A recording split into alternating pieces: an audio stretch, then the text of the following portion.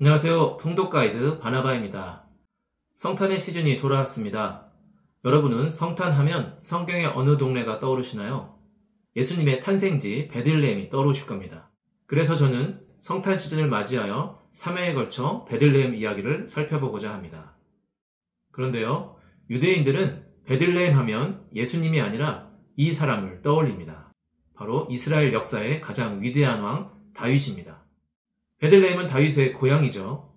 그래서 성경은 베들레헴을 다윗의 동네라고 부릅니다. 하지만 오늘 제가 포커스를 맞출 인물은 다윗이 아닙니다.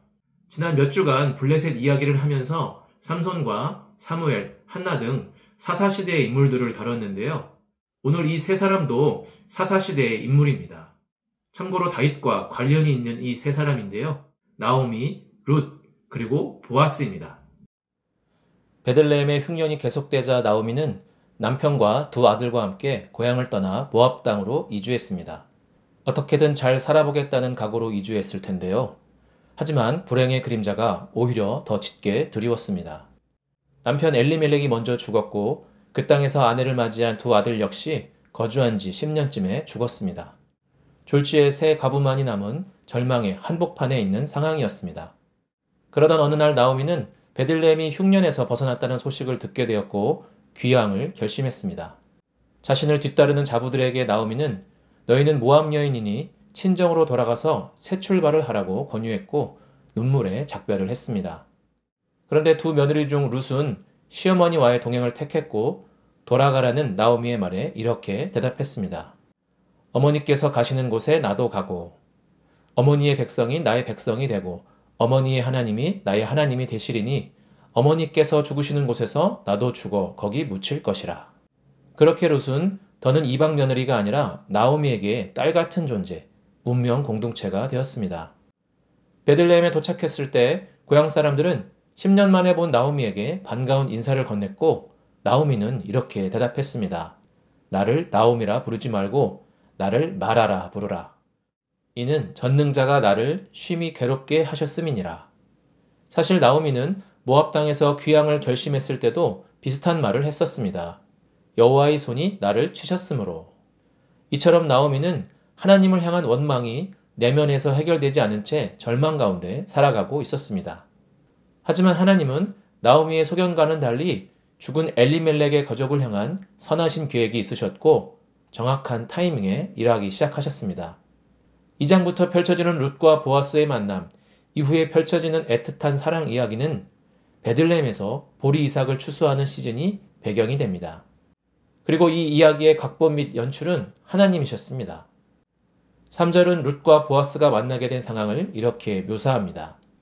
룻이 가서 베는 자를 따라 밭에서 이삭을 줍는데 우연히 엘리멜렉의 친족 보아스에게 속한 밭에 이르렀더라.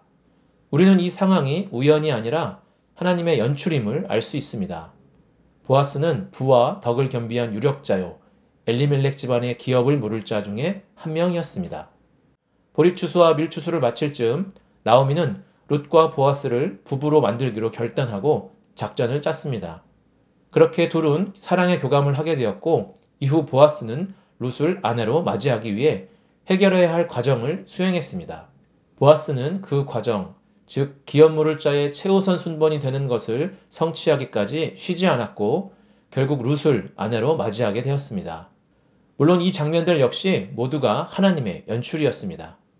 명감독이신 하나님의 극적인 연출은 여기서 끝이 아닙니다.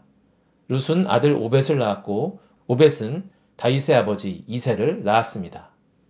오늘의 통독 포커스입니다.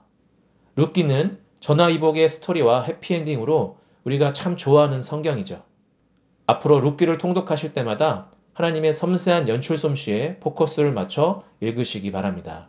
첫째로 상실과 회복의 포커스입니다.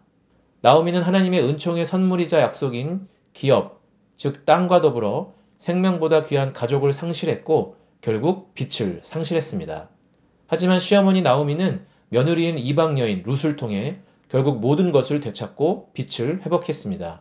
하나님은 이를 통해 다윗 왕, 나아가 메시아 탄생의 그림까지 보여주셨습니다. 둘째로 하나님의 신실하심, 즉 헤세드입니다.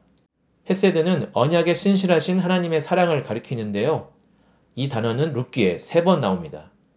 하지만 룻기 전체를 이끌어가는 중심 주제라고 하겠습니다. 신약의 언어로는 아가페입니다. 하나님은 룻기의 결정적인 장면마다 사람을 통하여 당신의 헤세드를 드러내셨습니다. 셋째로 기업을 물을 자, 즉 고엘입니다. 룻기의 기업을 물으다는 뜻의 동사 가알은 20번 나오는데요. 가알의 파생어인 고엘은 3번 나옵니다. 보아스를 가리키는 표현 고엘은 구속자, 속량자를 부르는 말이기도 합니다. 따라서 하나님은 보아스를 통해 예수님의 구속사역을 예표하셨던 것입니다. 이처럼 룻기를 통해 우리는 신실하신 하나님의 사랑과 더불어 예수님의 탄생, 십자가와 부활까지 바라볼 수 있어야 합니다. 잊지 마십시오. 하나님보다 탁월한 연출가는 이 세상에 없습니다. 베들레헴 통독하기 파트 1은 여기까지입니다. 다음 주에 베들레헴 성탄 이야기로 찾아오겠습니다. 시청해 주셔서 감사합니다.